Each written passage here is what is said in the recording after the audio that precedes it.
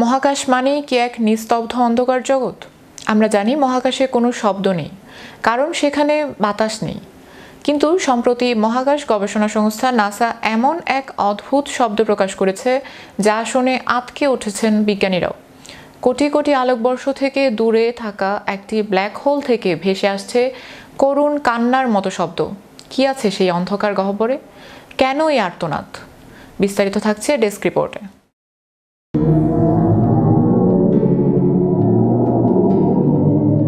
মহাকাশ নিয়ে আমাদের সাধারণ ধারণা হলো সেখানে শুধুই শূন্যতা আর নীরবতা, কিন্তু বিজ্ঞানীদের দীর্ঘদিনে সেই ধারণা ভুল প্রমাণ করে দিয়েছে খোদ নাসা। বিশাল এক ব্ল্যাক হোলের কেন্দ্র থেকে ভেসে আসছে এমন এক শব্দ যা শুনে মনে হতে পারে এটি কোনো যন্ত্রণাদায়ক আর্তনাদ। প্রশ্ন উঠতে পারে, যেখানে বায়ুমণ্ডল নেই সেখানে শব্দ ভ্রমণ করে কিভাবে? বিজ্ঞানীরা বলছেন পার্সিয়াস নামক এক গ্যালাক্সি ক্লাস্টারে প্রচুর পরিমাণে গ্যাস এবং ধূলিকণা রয়েছে। ব্ল্যাক হোল থেকে নির্গত হওয়া শক্তির প্রভাবে সেই গ্যাসীয় মেঘে যে কম্পন তৈরি হয় তাকেই শব্দ তরঙ্গে রূপান্তর করেছেন গবেষকরা। এর নাম দেওয়া হচ্ছে সোনিফিকেশন। গবেষকদের মতে মহাকাশে ছড়িয়ে থাকা বিভিন্ন কণা বা নক্ষত্রের বিকিরণের ফলে কম্পন বা ভাইব্রেশন সৃষ্টি হয়, যা থেকে এসব শব্দের উৎপত্তি ঘটে। মূলত এসব শব্দ ইলেকট্রোম্যাগনেটিক তরঙ্গ হিসেবে থাকে, যা পরবর্তী সময়ে শব্দ তরঙ্গে রূপান্তরিত করা হয়।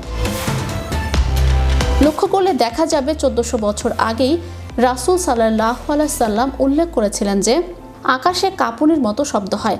নাসা বর্তমানে বলছে এই শব্দগুলি কাঁপুনির কারণে সৃষ্টি হয়। এই শব্দটি শোনার পর সোশ্যাল মিডিয়ায় শুরু হয়েছে তোলপাড়। কেউ একে বলছেন নরকের শব্দ, আবার কেউ বলছেন এটি মৃত কোনো নক্ষত্রের শেষ বিদায় রাগিনী। তবে বিজ্ঞানীদের কাছে এটি নিছক ভৌতিক কোনো বিষয় নয়, বরং মহাবিশ্বের বিশালতা এবং রহস্য বোঝার এক নতুন মাধ্যম। ব্ল্যাক হোল মূলত এমন এক জায়গা যেখানে আলো পর্যন্ত হারিয়ে যায়, আর এখন সেখান থেকে শব্দ পাওয়ার অর্থ হলো মহাবিশ্বের অনেক রহস্যই এখনও আমাদের অজানা। এই শব্দ কি কেবলই গ্যাসের কম্পন, নাকি মহাবিশ্বের অন্য প্রান্ত থেকে আসা কোনো সংকেত? রহস্যের জট খুলতে কাজ করে যাচ্ছেন বিজ্ঞানীরা।